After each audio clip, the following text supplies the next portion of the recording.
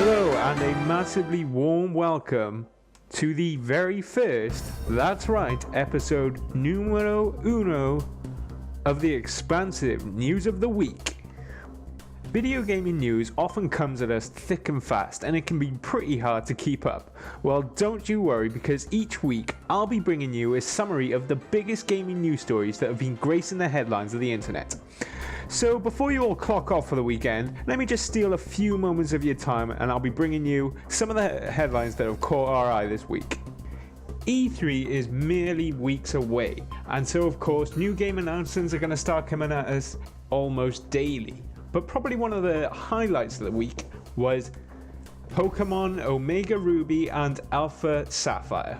So, through an announcement made via their YouTube channel, the Pokemon Company revealed that coming November 2014, they will be releasing Pokemon Omega Ruby and Alpha Sapphire. So, following the trend of releasing older titles but updated for the newer hardware, Omega Ruby and Alpha Sapphire are updated versions of the original Pokemon Ruby and Sapphire that was released for the Game Boy Advance way back in 2002. There's not a whole much more we know about the games at the moment, but if you just take a look at the fantastic box art that's been released so far, I think we can definitely say for certain we'll be seeing those Mega Evolutions that were featured in X and Y. So, sticking with all things Nintendo news, Nintendo continues to surround itself with a certain air of controversy over the release of the quirky real-life simulation game, I gotta pronounce this one right now, Tomodochi Life, being released for the Nintendo 3DS. So, Tomodochi Life is supposed to be a quirky little real-life simulator game that focuses upon building a relationship between two Miis. Remember those Miis that were released way back with the Wii?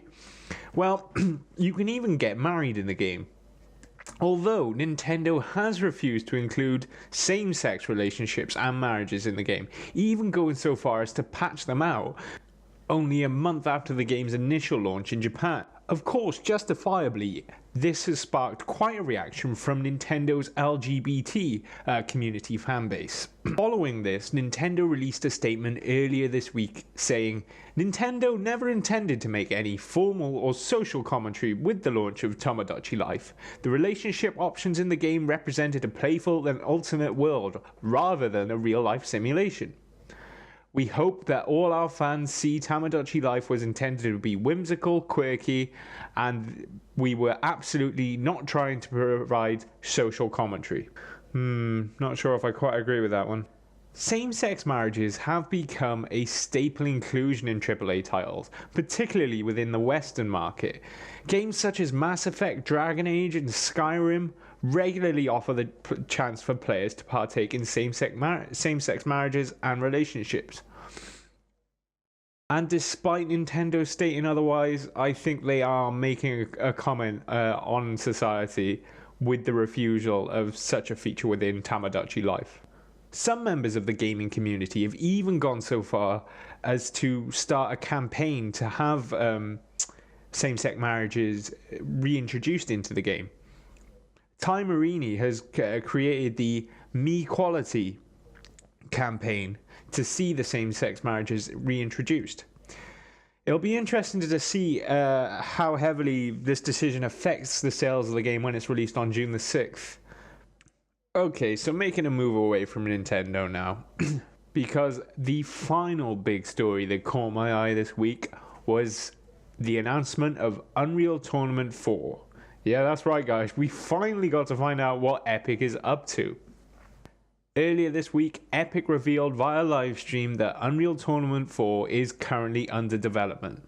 But that isn't all, oh no, because not only is it being developed by Epic themselves, nope, senior programmer Steve Polge also stated, "We're happy to announce that we're going to do this together, with you.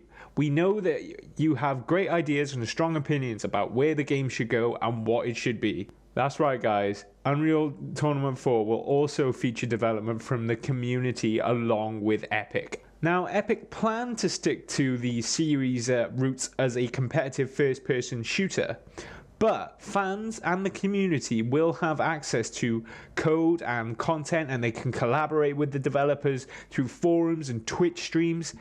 And when Unreal Tournament 4 is eventually released for Windows, Mac, and Linux, it will be free.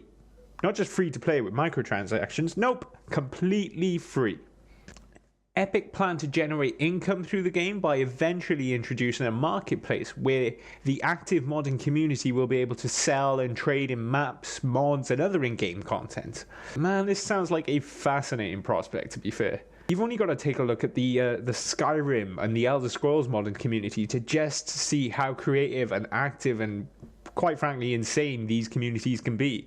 So it's going to be pretty interesting to see what this game eventually ends up being when the modding community is introduced into the development process from the very beginning.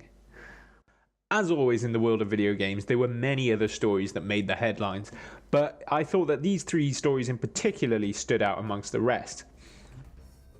So hopefully you've enjoyed the first episode of the Expansive News of the Week, and I hope you'll tune in next Friday where once again I'll be bringing you a brief summary of the week's gaming headlines.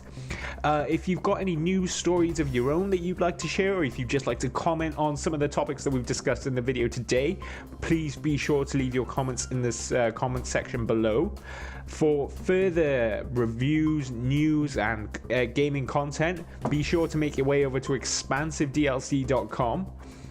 But for now, all that's left for me to say is I've been Ben Monroe for expansivedlc.com, and thanks for watching.